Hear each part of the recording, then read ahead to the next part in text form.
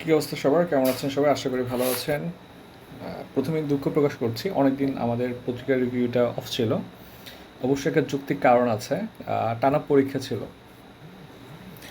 টানা আপনার প্রিলি, written, viva, দুইটা ভাইভা, ব্যাক টু ব্যাক। হ্যাঁ, আপনার হচ্ছেন মানে একই সপ্তাহে দুইটা তিনটা পড়ে গেছে এটার অবস্থা। স্বাভাবিকভাবে সব কিছু ব্যালেন্স করা যাচ্ছিল না। এখন মোটামুটি সব কিছু গুছিয়ে আসছে, আলহামদুলিল্লাহ। আপনারা সবাই দোয়া করবেন। হ্যাঁ, আমার জন্য দোয়া করবেন। এখন থেকে আশা করি আমরা আবার রেগুলার ট্রাই করবো আর কি, আস্তে আস্তে রেগুলার হয়ে যাব। ঠিক আশা করতেছি আপনার 46 রিটার্নের আগ পর্যন্ত আবার রেগুলার থাকবো আর কি। 47 রিটার্ন, সরি 47, এখনও মাথায় সেটই হয় না যে 47 চলে আসছে। দেখেন, আমি ফুল পত্রিকাটা পড়ে মার্ক করে রাখছি, বাট পিডিএফটা পাচ্ছি না, সো আমি আনমার্কটাই দেখাচ্ছি। দেখেন, সবচেয়ে বড় যে ইস্যুটা এখন বাজারে চলে আসছে সেটা হচ্ছে আপনার গণভোট কবে সিদ্ধান্ত দেবে সরকার, এটা নিয়ে বিএনপি মারাত্মক স্টেটমেন্ট দিচ্ছে। সবাই স্টেটমেন্ট দিচ্ছে। এখন আমাদেরকে দেখতে হবে যে অ্যাকচুয়ালি ব্যাপারটা কি। এটা 45 ভাইবা যারা দিচ্ছেন তারা তো জানেন যে এখান থেকে মারাত্মক কোশ্চেন করছে, এবং এটা কোশ্চেন করার মতো একটা ব্যাপার, মানে এটা পুরো বাংলাদেশের নেক্সট 5 ইয়ার্স পরে এটার তো হিস্ট্রি, ঠিক না? এখন হয়তো আপনি এটা ক্রস করে যাচ্ছেন, বাট এটা তো একসময় হিস্ট্রি হবে। এই যে সংস্কার কমিশনের 84টা আপনার ইস্যু নিয়ে হচ্ছে আপনার একটা ঐক্যমত্য হইলো, বা হচ্ছে ঐক্যমত্য হইলো বলা যায় হচ্ছে নোট অফ ডিসেন্ট যদিও দেওয়া হয়েছে। নোট অফ ডিসেন্টটা কিন্তু এবার রিটার্নের জন্য খুব গুরুত্বপূর্ণ একটা কনসেপ্ট। এর পাশাপাশি দেখা গেছে যে আপনার 84টা নিয়ে মোটামুটি সবাই কাইন্ড অফ এগ্রি করছে, এবং তারা সনদে সাইন করলো। এখন এগুলো বাস্তবায়ন কীভাবে করবে এটা নিয়ে ভ্যাটু দিচ্ছে হচ্ছে এনসিপি। এখন এই এনসিপি ভ্যাটু দেওয়ার পরে হচ্ছে আপনার আলিরিয়াস স্যার বলেছেন যে হ্যাঁ, ওরা চিন্তা ভাবনা করতেছে কীভাবে এটা এক্সিকিউশন করা যায় বা এটাকে ম্যান্ডেটরি করা যায়, সেটা নিয়ে আলোচনা করবে। তো আলোচনার পার্সপেক্টিভ থেকে বা পরবর্তীতে তারা বের করে যে আপনার আপাতত হচ্ছে গণভোট দেওয়া হবে, মানে একটা একটা অর্ডার জারি করা হবে, ঠিক আছে? একটা অর্ডার জারি করা হবে এবং একটা গণভোট দেওয়া হবে। এবং গণভোটটা কবে দেওয়া হবে এটা হতে পারে নির্বাচনের আগে অথবা নির্বাচনের দিন দেওয়া হতে পারে।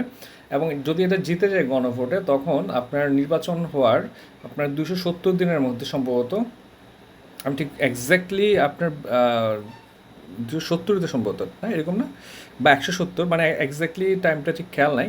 এতদিনের মধ্যে 270 দিনের মধ্যে, ঠিক আছে, 270 ডেজের মধ্যে আপনি সংস্কার করতে হবে। এবং আপনি যদি সংস্কার না করেন, বিশেষ করে সাংবিধানিক যে সংস্কারগুলো আছে, এটা যদি আপনি না করেন, এটা অটো এক্সিকিউট হয়ে যাবে, অটো এক্সিকিউশনে চলে যাবে। এটা নিয়ে হচ্ছে বিএনপি অলরেডি ভ্যাটু দিচ্ছে। তো দেখা যাক এটা সামনে কী হয়। এটা কিন্তু একটা বিশাল বড় একটা ব্যাপার। সো আপনার এটা নিয়ে পড়বেন। আমরা ধারণা করতেছি 47 রিটার্নের হচ্ছে কোশ্চেন প্যাটার্ন পুরো চেঞ্জ হয়ে যাবে। সো আপনারা যারা ভাবতেছেন যে ভাই আমরা তো টাইম পাচ্ছি না, হ্যাঁ, এটা আপনি যেরকম জানেন টাইম পাচ্ছেন, এটা আমি যেরকম জানি টাইম পাচ্ছেন, পিএসসিও জানে টাইম পাচ্ছে না। সো আশা করতেছি আপনারা এমন একটা কোশ্চেন দিবে যে যাতে করে হচ্ছে আপনার একটা একটা লেভেল প্লেয়িং ফিল্ড চলে আসে, হ্যাঁ, একটা ফেয়ার একটা সিচুয়েশন ক্রিয়েট হয়। তো এখানে যেটা সবচেয়ে বেশি আপনি সাফার করবেন সেটা বাংলাদেশ অ্যাফেয়ার্স বা ইন্টারন্যাশনাল অ্যাফেয়ার্স নিয়ে অত বেশি করার কথা না। ম্যাথ, সায়েন্স এবং হচ্ছে আপনি এই দুইটা মেন্টাল, এইগুলোতে হচ্ছে মূলত আপনি পিছিয়ে যাবেন বা সামনে আগাবেন। সো আপনি 46-এ যদি কোশ্চেন দেখেন, এখানে মুখস্থ করে লেখার তেমন কিছু ছিল না। সো যারা ম্যাথ, সায়েন্স এবং মেন্টালে ভালো করছে তারাই মূলত ক্যাডার পাবে। সো আমরা তো আমার একটা ব্যাচ চলতেছে রিটেনের, ওইখানে তো রেগুলার ডিসকাশন করতেছি। এর পাশাপাশি হচ্ছে আপনারা আমার ফ্রি ক্লাসগুলোতে অ্যাড হতে পারবেন, যদিও মাঝখানে অনেক পড়ার চাপে সব অফ রাখছি, এখন আবার শুরু করব। সো আপনারা যদি আসেন অনেক কিছু জানতে পারবেন। আর সামনে একটু বলে রাখি, আমাদের 50 BCS-এর একটা ব্যাচ চলতেছে, জিকে ব্যাচ। এটা কালকে থেকে গ্যাপ দিয়ে কালকে থেকে আবার শুরু হচ্ছে। এর পাশাপাশি হচ্ছে আমরা একটা লং ব্যাচ নিয়ে অনেকে নক দিচ্ছে। তো এবার লং ব্যাচটা আসলে রিটেন সহ শুরু করবো ভাবছি, মানে প্রিলি প্লাস রিটেনের যতটুকু প্রিলির সাথে কানেক্ট করে, এবং রিটেনের প্রায় 70-80% আমি নিয়ে টাচ করব। কারণ এখন শুধু প্রিলি পড়লে বিসিএস হবে না, কারণ আপনি গ্যাপ পাবেন না কিন্তু রিটেনের জন্য। সো স্বাভাবিকভাবে হচ্ছে ডিউরেশন বেড়ে যাবে। এটা 50 BCS যদি জানুয়ারিতে হয়, সেক্ষেত্রে আমার পক্ষে এটা জানুয়ারিতে কমপ্লিট করা সম্ভব না। তা আমি হয়তো এটা মোটামুটি 7-8 মাসের প্ল্যান নিয়ে একটা লং ব্যাচ থ্রো করবো, এবং ইনশাল্লাহ একদম প্রিলি রিটেন একসাথে প্রিপারেশন নেব। সো যদি আপনাদের 50 BCSটা যদি আপনার নির্বাচনের পরে চলে যায়, তাহলে আপনি মিনিমাম 5-7 মাস টাইম পাচ্ছেন, সেক্ষেত্রে লং ব্যাচটা কাজে আসবে। আর যদি নাও আসে, আপনি 50 দিয়ে ফেলেন, 51-এ আপনার কাজে আসবে। কারণ 6 একটা কংক্রিট প্রিপারেশন না রাখতে পারলে আপনি শুধু পিলি দিয়ে যাবেন, বাট চান্স পাবেন না, ঠিক আছে? সুপারিশে অসঙ্গতি দেখছে বিএনপি, ফার্স্ট পেজে তেমন কিছু নাই। আচ্ছা, হ্যাঁ, আচ্ছা। তারপরে যাই আমরা। বডি ওয়ার্ন ক্যামেরা কেনার নির্দেশ প্রধান উপদেষ্টা। এটা দ্রুত কিনতে বলেছেন যেহেতু সামনে নির্বাচন চলে আসতেছে। এর পাশাপাশি হচ্ছে এই আজকে পত্রিকাতে আমার কিছু নাই, দেখি আমরা। যে পর্যটকদের জন্য আবার খুলছে সেন্ট মার্টিন, তবে সেন্ট মার্টিন যে খুলছে ব্যাপারটা বললাম না। আপনি দেখেন যে আপনার প্রথমত এখন থাকা যাবে না, আচ্ছা ঠিক আছে থাকা যাবে না, আবার জাহাজ ছাড়বে হচ্ছে কক্স থেকে। তো এখানে সকালে যদি কক্স থেকে জাহাজ ছাড়ে সেটা অবশ্যই আপনার পৌঁছাতে পৌঁছাতে অবশ্যই এটা 2টা বা 2:30 বাজবে। আবার আপনি যদি 3টার মধ্যে যদি ব্যাক না করেন জাহাজে তাহলে হচ্ছে আপনি আর নিরাপদে ব্যাক করতে পারবেন না। আর আপনার ক্লাইমেট বা জোয়ারের ইস্যু তো আছেই।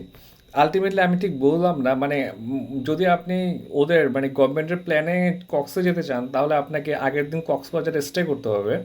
এরপরে একদম ভোরে আপনাকে এমনভাবে রওনা দিতে হবে যাতে করে আপনি 9টার মধ্যে পৌঁছায় যান। এরপরে মানে এটা ফিজিবল মনে হয় না আর কি আমার প্ল্যানটা। মানে পর্যটক এট এ টাইম এটাকে আপনার লিমিট দিতে পারতো, বাট আমি জানি না কী করতেছে। যাই হোক, অনেকেই অনেক কিছু বুঝতেছে না আসলে ওরা কী করতে যাচ্ছে।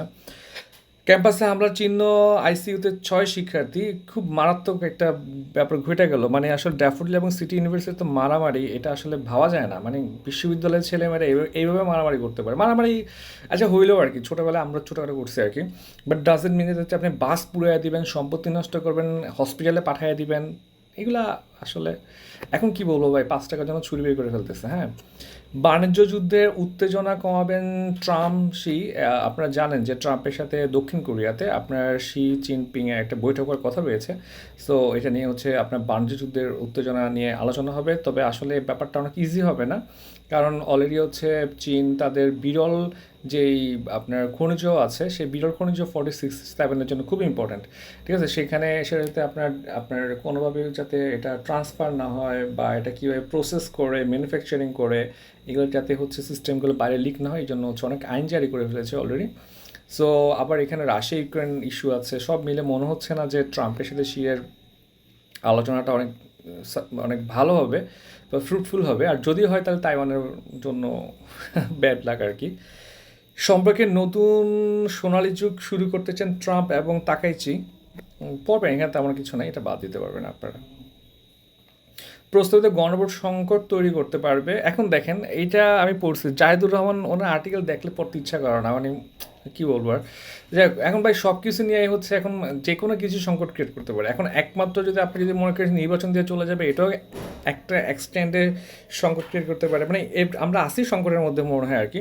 সো আমার মনে হচ্ছে কিছু সলিউশন দিয়ে দেওয়া উচিত। আপনি যখন প্রবলেম স্টেটমেন্ট দিচ্ছেন কিছু সলিউশন দিয়ে দেন যে ভাই আমার মনে হচ্ছে সমস্যা ক্রিয়েট করতে পারে, আপনি এটা দেন। আবার আবার একজন লেখক যখন হচ্ছে আবার পলিটিক্যালি মোটিভেটেড হয়ে লিখে তখন আবার সমস্যা, ওনার সলিউশনগুলো ভালো হবে না। শুল্ক নিয়ে ট্রাম্পের চিনিমিনি রুখতে এখন যে জরুরি পড়তে পারেন, না পড়লেও সমস্যা নাই, খুব একটা গুরুত্বপূর্ণ মনে হয় না আর কি আমার। আজকে তাও পত্রিকা পড়বেন, হ্যাঁ গুরুত্বপূর্ণ মনে না হলেও পড়বেন, কারণ তাও অনেক কিছু জানা যায়। সরকারি টাকায় গাড়ি কেনা, বিদেশ ভ্রমণ বন্ধ থাকবে, অর্থ মন্ত্রণালয়ের আপনার নির্দেশনা জারি করা হয়েছে। আবার তারা গাড়ি কেনার একটা নিউজও আসছিল মাঝখানে সরকারি কর্মরতদের জন্য। সুদমুক্ত ঋণ চায় 9 শিল্প প্রতিষ্ঠান। দেখেন কারা কারা: যমুনা, দেশবন্ধু, ইফাত, র্যাঙ্কস, এর মধ্যে অনেকে আছে খুব ভালো পর্যায়ে। আপনি সুদ ছাড়া সুদমুক্ত ঋণ কেন মনে হচ্ছে? কারণ আপাতত মনে হচ্ছে প্রতিষ্ঠানগুলোর দাবি যৌক্তিক নয়, তবে যৌক্তিক কারণ থাকলে দেওয়া যেতে পারে, বাট এগুলো আসলে খুব একটা যৌক্তিক আমরা বুঝতেছি আর কি। আমরা তো পত্রিকা পড়ি বা আড্ডা দিই, হ্যাঁ ওরা জাস্ট চাইলেই হইলো নাকি ব্যাপারটা। হ্যাঁ, আপনি কম সুদ চান কিংবা হচ্ছে গ্রেস পিরিয়ডটা বাড়ায় নিতে চান, ডিউরেশন বাড়াতে চান, বাট সুদমুক্ত আবার কী জিনিসটা ভাই? একটা ব্যাংক আপনাকে ইন্টারেস্ট ছাড়া যে দিবে, সে ব্যাংকের খরচ আছে না, ব্যাংকের এমপ্লয়ীদের স্যালারি দিতে হবে না, ব্যাংক চলতে হবে না, ওটাও বাদ দেন। ব্যাংক তো টাকা ছাপায় না, ব্যাংক তো একজন ডিপোজিটরের কাছ থেকে টাকা এনে আপনাকে কি দিচ্ছে, লোন দিচ্ছে। ডিপোজিটরকে তো ইন্টারেস্ট দেওয়া লাগে, বাকি সব বাদ দিলাম, ব্রাঞ্চের কারেন্ট বিলে বাদ দিলাম আর কি। উদ্ভট চিন্তা ভাবনা, অথচ ওরা প্রফিটে আছে। 56% কর্মী তাদের আর্থিক অবস্থা নিয়ে উদ্বিগ্ন। তারপরে হচ্ছে আপনার 20 শ্রমিকের ট্রেড ইউনিয়ন আপত্তি ব্যবসায়ীদের। এটা তো ট্রেড ইউনিয়নের যে নীতিমালা অধ্যাদেশ 2025 জারি করছে, যেটা নোট করতে হবে আপনাদের, ঠিক আছে। এখানে অনেক কিছু করছে কিন্তু, হ্যাঁ এখন হচ্ছে ট্রেড ইউনিয়ন হচ্ছে 5টা করার অনুমতি দিচ্ছে একসাথে। তারপর হচ্ছে গৃহ পরিচারিকা যারা আছে ওদেরকে শ্রমিকের আপনার দিছে, অধিকার দিছে। পাশাপাশি হচ্ছে আপনার মাতৃত্বকালীন ছুটি 112 দিন থেকে এখন 120 দিন করা হয়েছে। তারপর হচ্ছে আপনি কি ইনজিউর্ড হলে সেটা নিয়ে ডিরেক্ট ভালো স্টেটমেন্ট দিছে, মোটামুটি ভালো করছে। হ্যাঁ, এটা পড়তে হবে আপনাদেরকে। আচ্ছা, অস্বাস্থ্যকর খাবারের অপুষ্টির ঝুঁকি, ঘূর্ণিঝড় মন্থার বৃষ্টি বাড়তে পারে, এখানে তেমন কিছু নাই।